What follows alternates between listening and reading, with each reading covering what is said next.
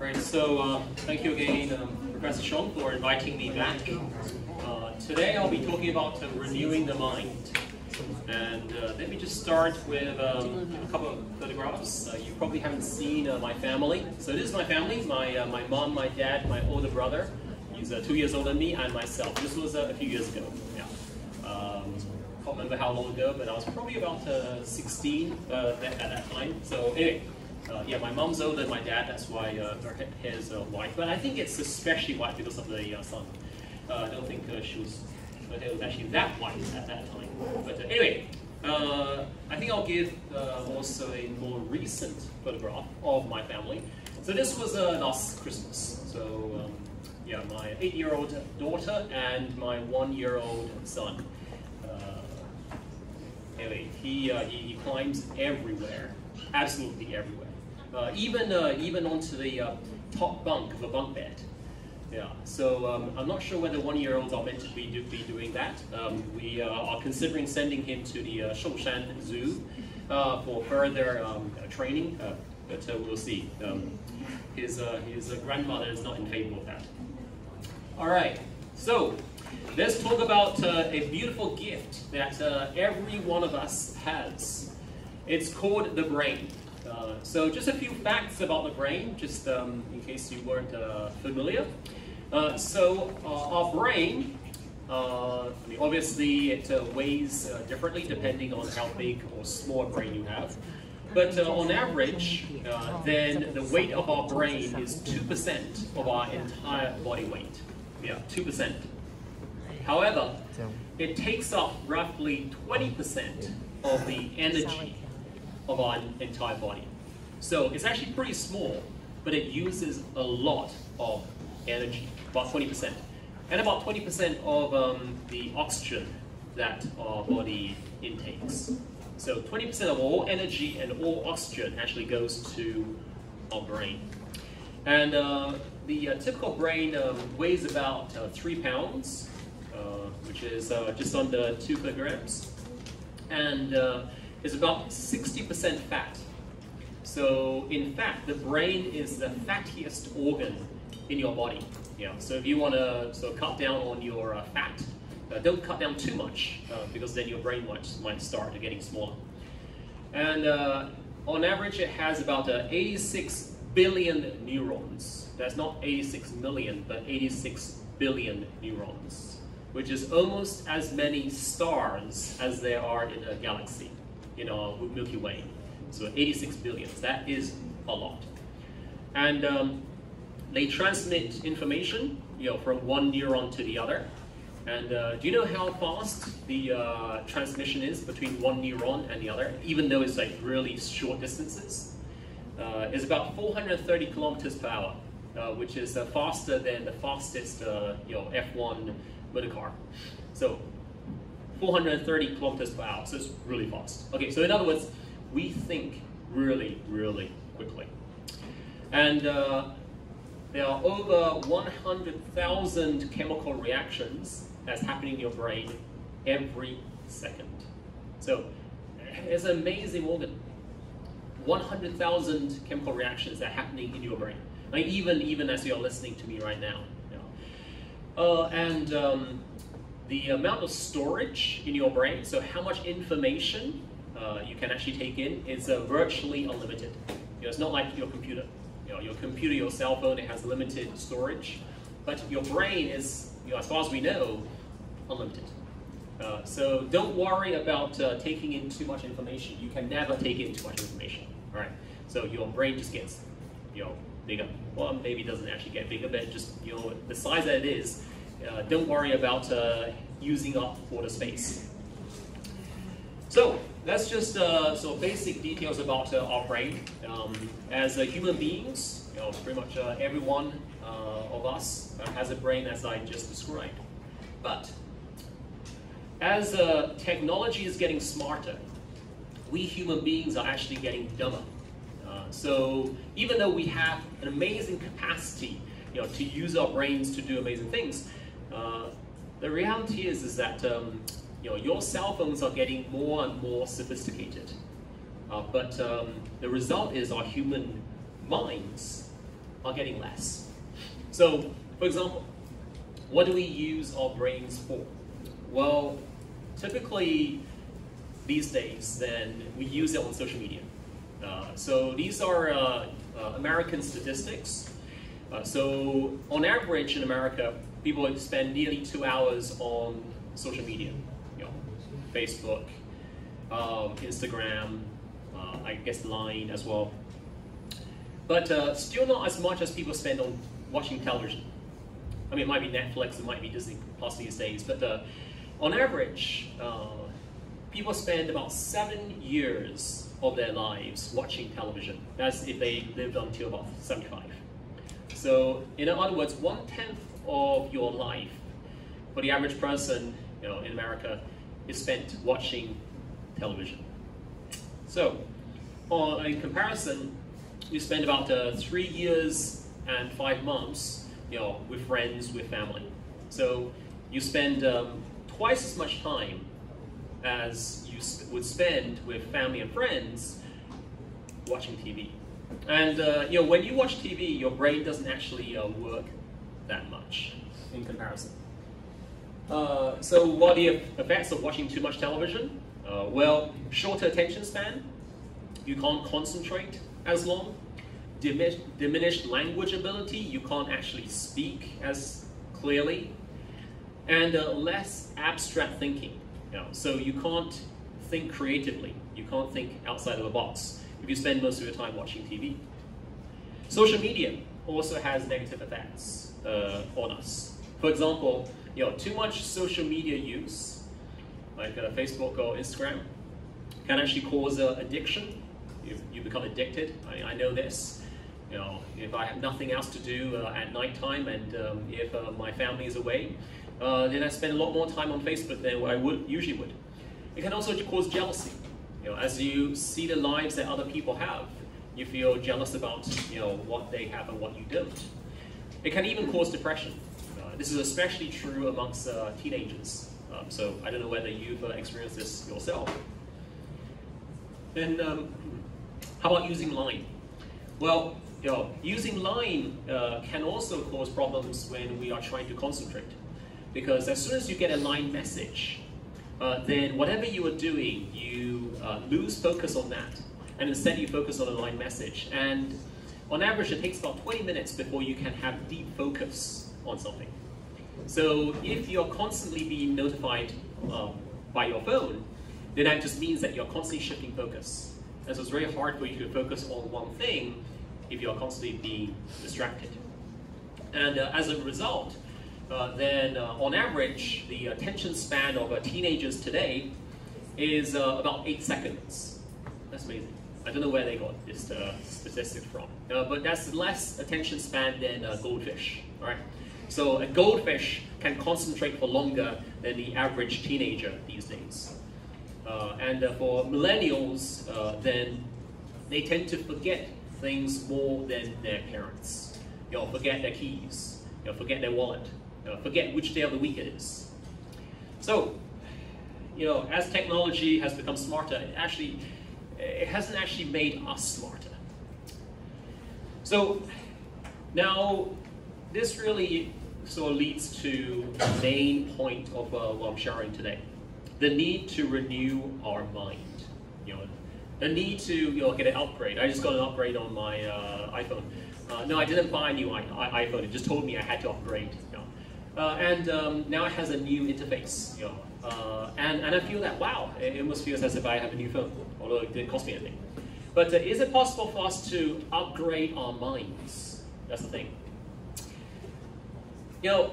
On average, then, according to scientific research, people have about 50,000 thoughts a day. About 50,000 thoughts a day. Just in the past few seconds, you've probably been thinking about, okay, what is he talking about? It's a bit cold in here, or it's a bit warm in here. Why is it yellow, the rain? Why have I used red for my PowerPoint? Why do I speak in such a funny way? Can't quite tell what kind of accent he has.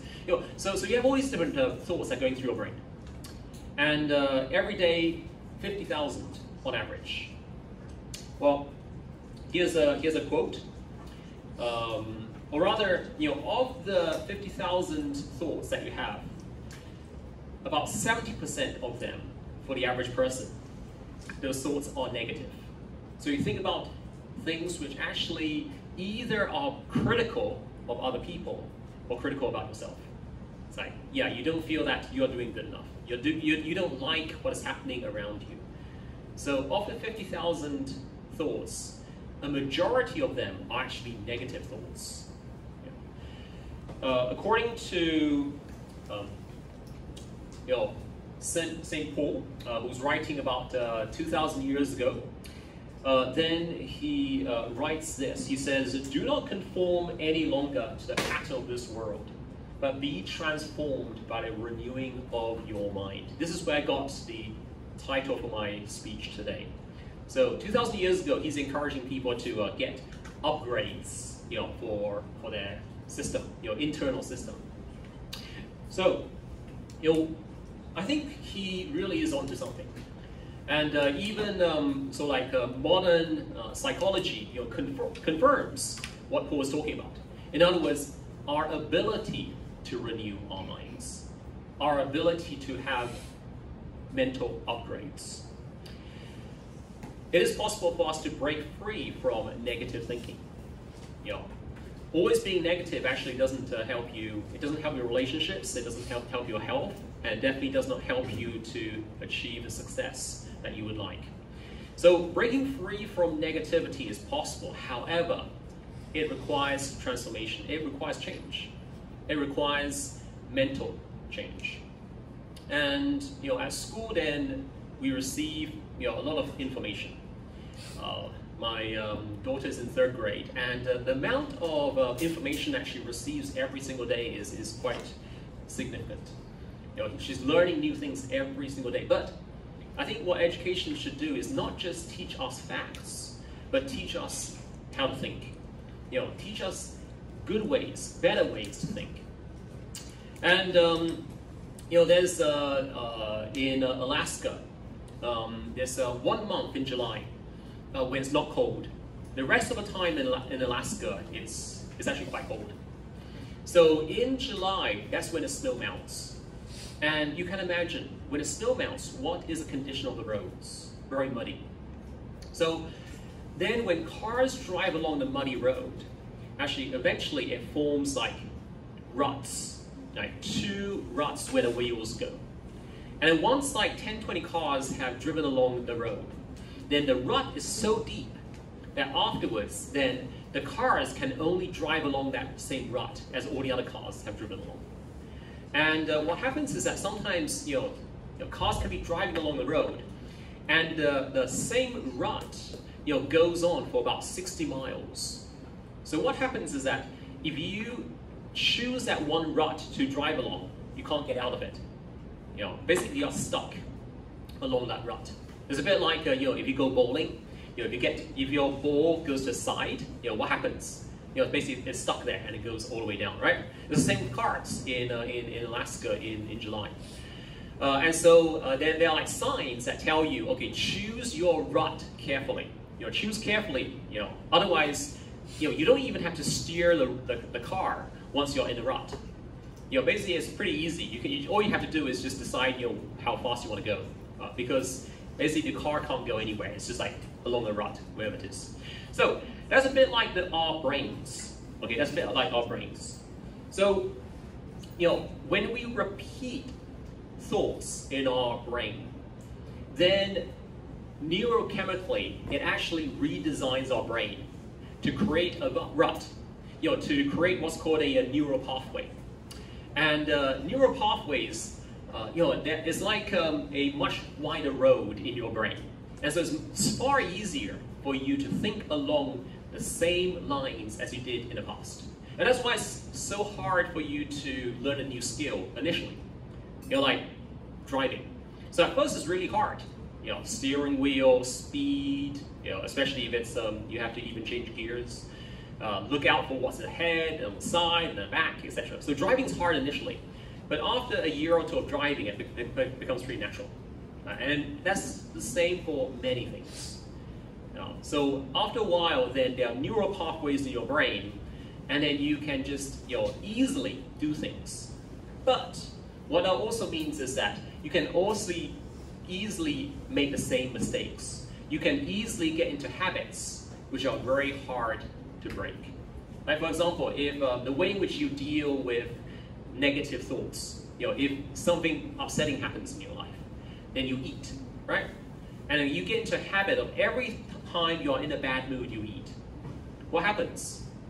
After a while, then you could easily get overweight, or you become very unhealthy because your response to negative things is always just to eat, or to drink alcohol, or maybe to smoke. For some people, it might even be taking drugs.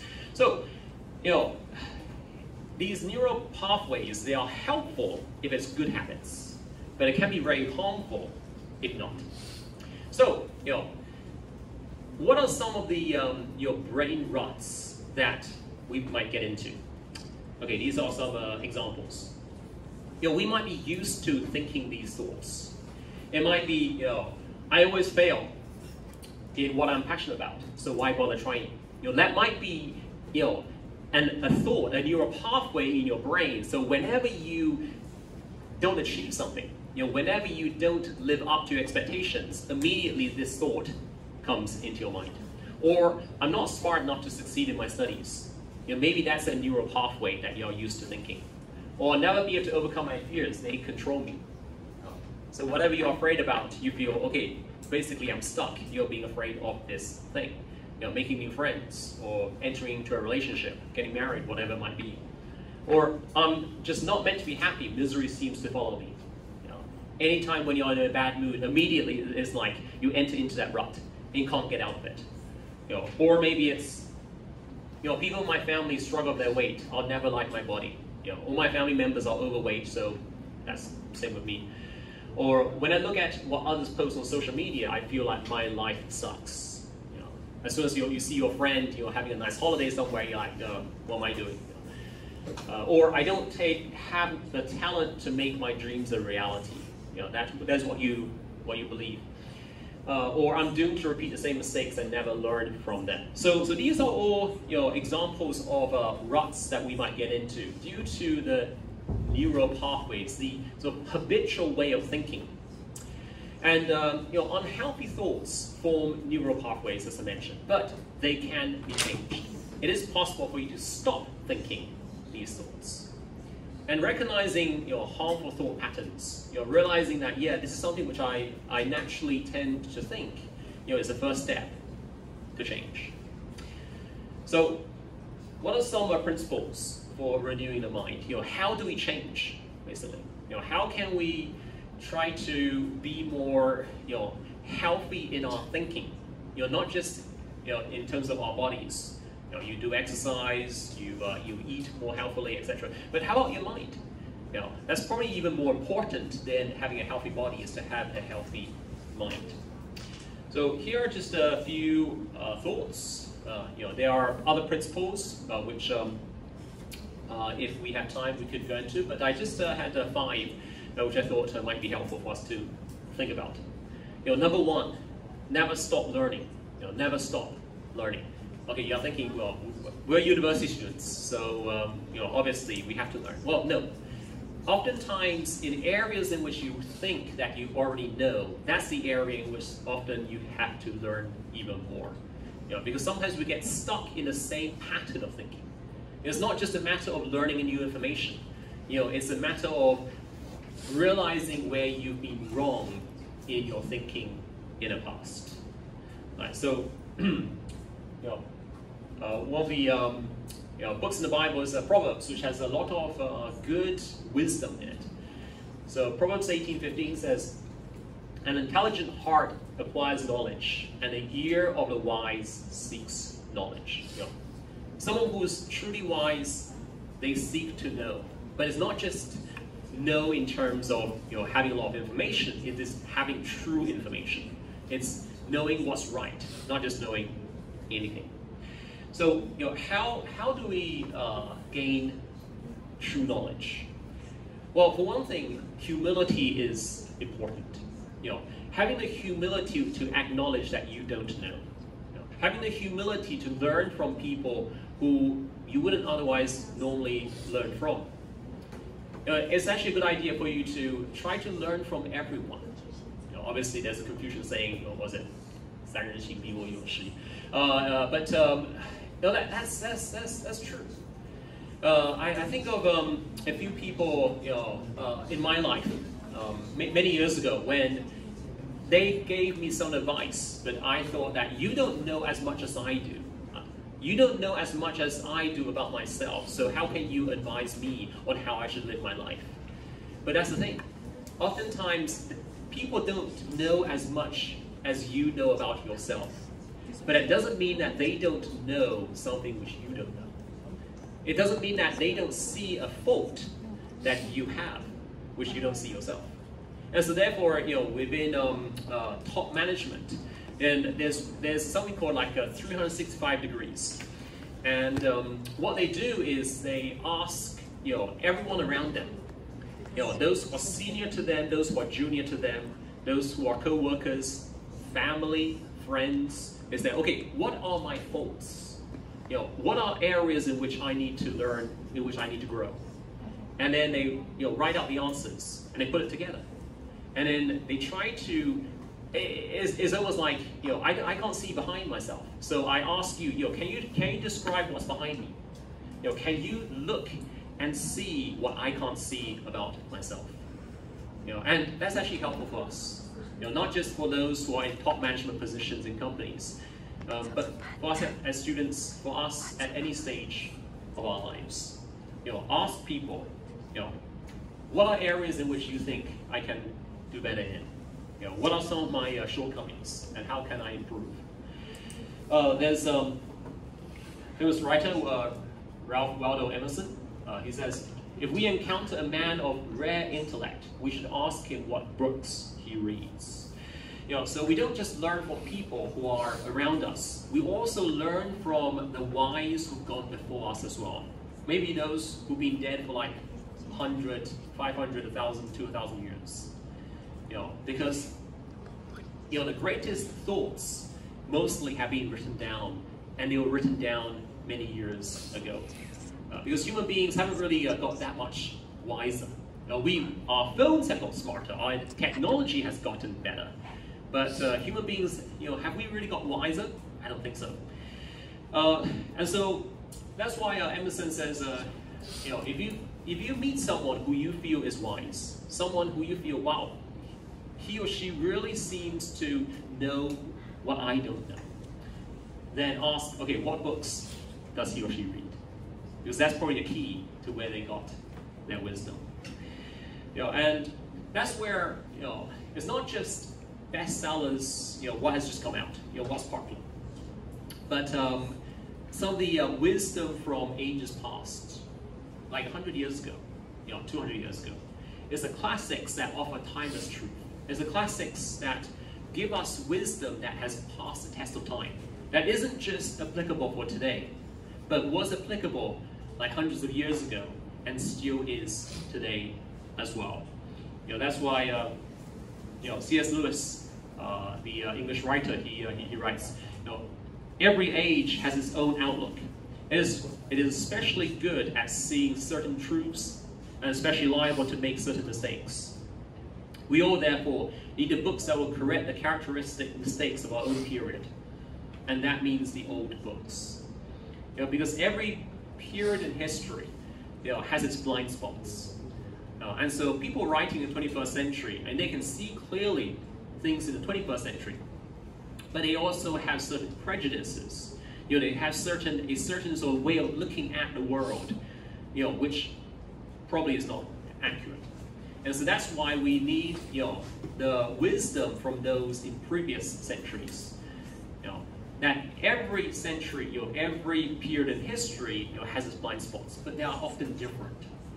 And so if we can see things from a perspective of an 18th century woman or a 1st century man, then we can avoid the blind spots of our present age.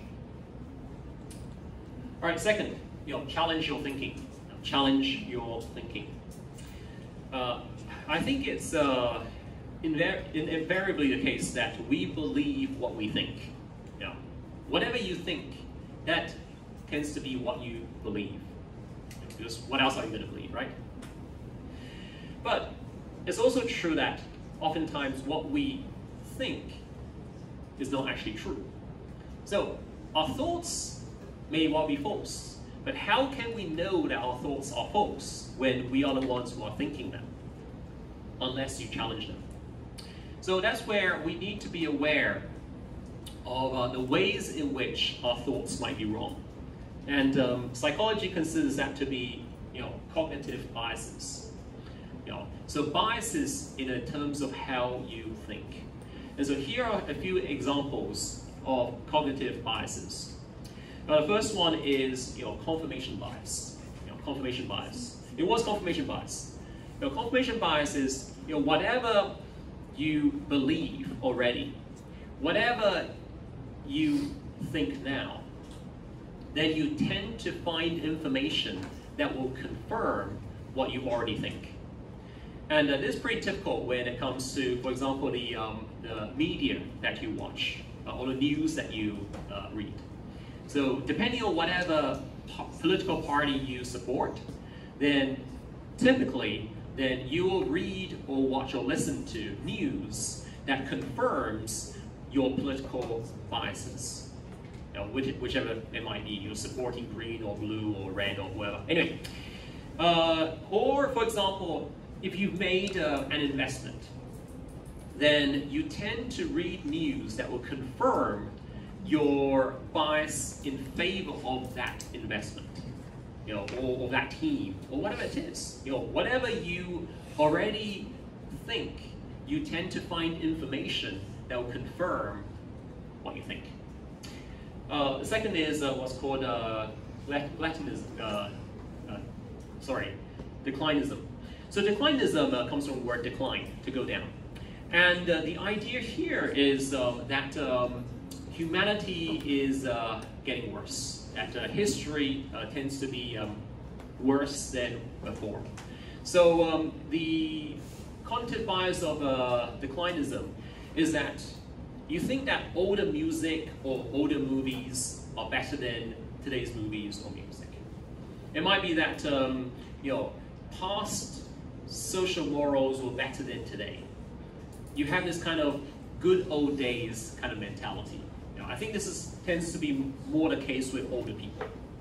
I kind of think that the schools that I went to when I was a kid were better than the schools that my children go to today. Actually, I'm not sure, but anyway. So it's just a sense that things are getting worse and that in the past they were better. Or number three is the halo effect. So the halo effect is pretty typical when it comes to someone who you find attractive. Oftentimes, if you find them physically attractive, it's much more easy for you to find them also attractive in other areas as well. This is particularly the case with your boyfriend or your girlfriend. Okay, so everyone around you might be thinking, this guy, he's like a jerk. Okay, he's really dumb, and he is a what's it? Okay, but because he's your boyfriend, because you find him cute, therefore there's this halo effect, and so you don't see his all his negative attributes. You don't see anything that everyone else sees, because they have this halo above their head, like they are saint. Alright, then there's what's called an anchoring bias. Anchoring bias is when you tend to most readily accept the first piece of information. Whatever the first idea, the first thing that comes to you, you tend to give preference towards. And salespeople use the anchoring effect. For example, if you want to buy a car, then if you go to a salesman, then typically speaking, then they'll show you a car that is really, really expensive, right? And you're like, okay, there's no way I'm going to pay that much for a car. And they say, okay, well, how about this one? And so they go to a car that's a bit cheaper. And then you think, oh, it's still a bit too expensive. Okay, how about this car? And then cheaper still. But then by that time you feel, oh, it's not too bad, right? Because the first car that you saw was really, really, really expensive, but that then becomes the standard, right? And then according to that standard, then the next car seems cheap. The next car after that seems even cheaper. And so you end up buying a car that's much more expensive than you would otherwise have bought. So that's just the way in which so sales people, they try to sell their goods. All right. Then there's what's called the availability heuristic. The availability heuristic is where you have a bias towards the available information that you're given. So for example, if in the news you often hear about or see plane crashes, right? I mean, pretty much every time there's a big plane crash, you hear about it. What happens is that people then become really afraid of flying. Why? Because they think that if I fly, the plane will probably crash. But the truth is that flying in a plane is far, far safer than taking a ride on a motorbike, or in a car. But because you often hear about plane crashes, therefore you think that flights are dangerous, or like a shark attack. You go to the sea and you think, I need to be careful because there might be sharks. I might get eaten. But very few people in the world ever get eaten by sharks. Okay, it's just that movies talk about people being eaten by sharks. It hardly ever happens in real life. But that's the availability heuristic. Whatever information you're constantly hearing about, like terrorism, you think that, okay, there are terrorists everywhere. Like, no. Well, then there's the bandwagon effect. Bandwagon effect is just whatever everyone else is doing, you start doing, you join, you get on the bandwagon. So it's like whatever movie is popular, whatever TV series is popular, you start thinking, oh, in that case, I have to watch it. Then there's the what's called the Dunning-Kruger effect. That's where you overestimate your own skills. You just start doing something and you think you're pretty good, but the reality is that you're not. Right? You just don't know how bad you are. You don't know enough to know what you don't know. And then there's the status quo bias, which is people tend to want to keep things the way they are. Okay, so those are just examples of cognitive biases. So the way in which we think, which actually typically then lead us to the wrong conclusions. Alexander Pope writes, "A little learning is a dangerous thing. Drink deep or taste not the Pierian spring. Their shallow draughts intoxicate the brain, and drinking largely sobers us again." So what I was talking about is that if you only learn a little bit, then oftentimes you become misled. You think that you know more than you actually do, or you become subject to various different biases. But that's where you keep on learning, and then you actually you actually see more clearly. So it's interesting that I mean, usually if you drink wine, if you drink a lot, then you become drunk. But that's not the case with knowledge. With knowledge, it's the opposite. If you drink only a little bit of knowledge, then you actually become drunk. But if you drink a lot, that's when you start to think more clearly again. So it's like drinking, but it's actually quite different. All right, number 3, beware of prejudice. Beware of prejudice in your thinking. The word prejudice, it means unfounded negative belief, unfounded inferiority belief. It comes from the Latin pre and judicum, which means to judge before. So it's like before you even have all the evidence, you already come to a judgment. You say, okay, that person, just by looking at you, I know that that person is guilty. He just looks like a criminal. Okay, so that's prejudice. Prejudice is something that is learned. It's not something which is innate. You're not born with prejudice. It's something that you learn from other people. you learn that okay, certain races are less intelligent than others. You learn that certain races are lazier than others, for example. So these are all things that we learn.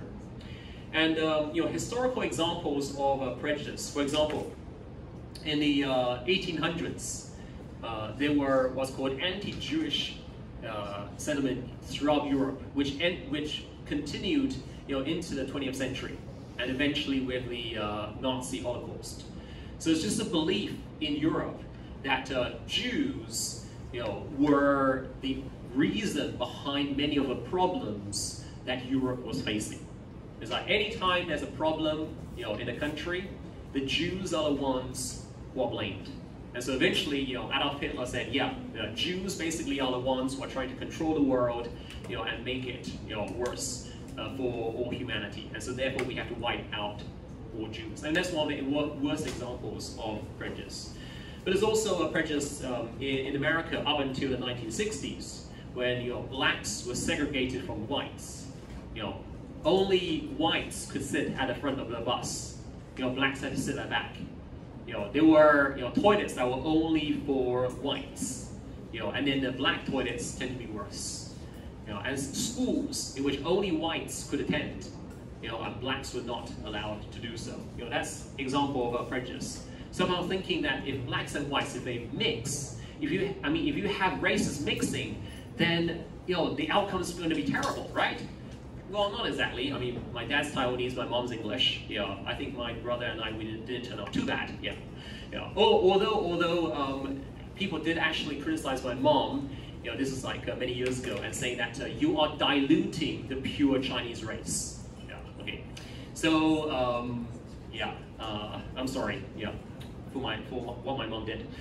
Okay. Anyway, so then there's post 9/11.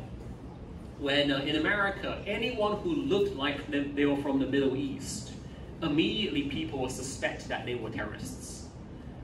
It's like, okay, just because the person looks like they're Arab doesn't mean that they are terrorists. But with prejudice, that's what happens. So Pastor Chuck Swindoll, he says, prejudice is a learned trait. You're not born prejudiced, you're taught it. So young children are not racist. They don't look at someone of a different color and say, oh, you look like a bad guy, just because they are a different color. No, that's what we are taught by our parents or those around us. Oh, sorry, I missed out the slide. There was so how does prejudice occur? Let me give you an example. Although it's not quite an example prejudice, but it kind of like gives an idea in terms of how people come to have wrong beliefs. There's something called the Great Moon Hoax. The Great Moon Hoax. It happened in 1835. So what happened is that there was this newspaper called the New York Sun. And what they did is that they had an article in which it says, this famous scientist with this huge telescope managed to observe that on the moon there was life. And the scientist then allegedly said that on the moon that he saw like these creatures, including horses with horns, unicorns, including various animals on the ground that only have four legs, but on the moon they have two legs. So all these fantastic creatures, which was reported to have been observed on the moon. And what happened? Because there's a famous scientist, because it's a popular newspaper, the New York Sun, many people believed it. Many people believed it. Until after a couple of days, they said, actually, we're just making it up. And people were like what? Like, even though people did still continue to believe it, even after they said that they made it up. That's just an example of what happens all the time. Someone says something, and then because whatever they say, some rumor, it spreads. People find it interesting. People find it horrific. People find it fascinating. And all of a sudden, you have like hundreds, if not thousands, of people believing this rumor. That is oftentimes how prejudice is formed. Some rumor, some false, belief about people, about one person, about a group of people, about a nation. And soon, you have this opinion that has shaped how everyone is thinking. So, what should we do? That's where we need to reflect on and challenge our prejudices. Think about what you believe about certain people, about certain things, and ask, is that actually true? Is that actually reality? All right, then number 4 is guard your mind. Guard your mind. Proverbs 15 verse 14 says, the heart of him who has understanding sees knowledge, but the mouths of fools feed on folly. So especially the second part, the mouths of fools feed on folly. That's pretty much a description of someone who just feeds themselves on unhealthy food. But in this case, is with our minds feeding on our unhealthy thoughts. There's a saying, garbage in, garbage out. Whatever you feed your body, it's going to come out. And so if you feed yourself with garbage, then eventually your body will become garbage. If you feed your mind with garbage, your mind becomes garbage. When it comes to food, there are 3 different kinds of food. There's there's healthy food, there's junk food, and there's toxic food. Healthy food, fruit, vegetable, high fiber, we know. Junk food, like fried chicken, pizza, boba tea. That's junk food. It doesn't do your body that much good.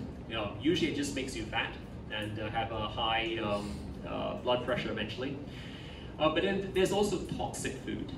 Toxic food is food that makes you sick. Something that's gone bad, that's toxic food. So that is when it comes to food, but how about when it comes to mental food? How about what you put in your brain? So similarly, there are 3 kinds of food that we can feed our brains with. There's nutritious food. Nutritious food is food that actually helps you become wiser. Many of the classics, the classic books that your teacher encourages you to read. Oftentimes that's nutritious food. Wise writings from like a couple thousand years ago. That's nutritious food. Junk food might be TV drama. Whatever you easily get to read or watch or listen to on your phones. Oftentimes that's junk food. Very easy to watch, very easy to digest, but maybe not particularly helpful. And then there's toxic food. What's example of toxic food? Like porn, like extreme violence, like things which really just doesn't actually do your brain any good.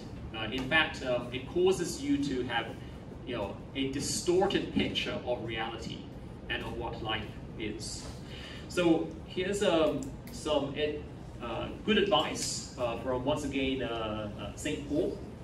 He writes, "Finally, brothers, whatever is true, whatever is honorable, whatever is just, whatever is pure, whatever is lovely, whatever is commendable, if there's any excellence, if there's anything worthy of praise, think about these things."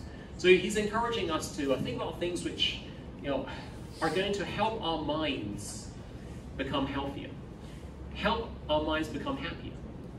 I asked myself this question, does this thought make me happier? Does it make me healthier? And is it a good reflection of reality? So think about these things. Think about things which are honorable, just, pure, lovely, commendable, excellent, worthy of praise. That can be the filter by which we decide whether or not we are going to read or watch or listen to something. Garbage in, garbage out. But this then is means by which we can filter out the garbage. Prevent that which is unhelpful, impure, or toxic from entering into our minds. And lastly, make use of your imagination. Make use of your imagination. So, imagination is what turns what's impossible into reality. Everything that we see around us, which is created by a human brain, is a result of imagination. Like hundreds of years ago, people were imagining what life would be like in a few hundred years' time. People imagined what would it be like to be able to fly. People imagined what would it be like to go to the moon. People imagine what it would be like for us to be able to talk to people who are like hundreds of miles away. These are all things which once were only in people's imagination, but eventually became reality. So it's said of Thomas Edison, who invented not just a light bulb, but thousands of other things, that he would often spend time just daydreaming. He'd just sit on a couch or in his armchair and start to daydream. So how did he come up with his inventions? Well, many of them were just a result of him just imagining them.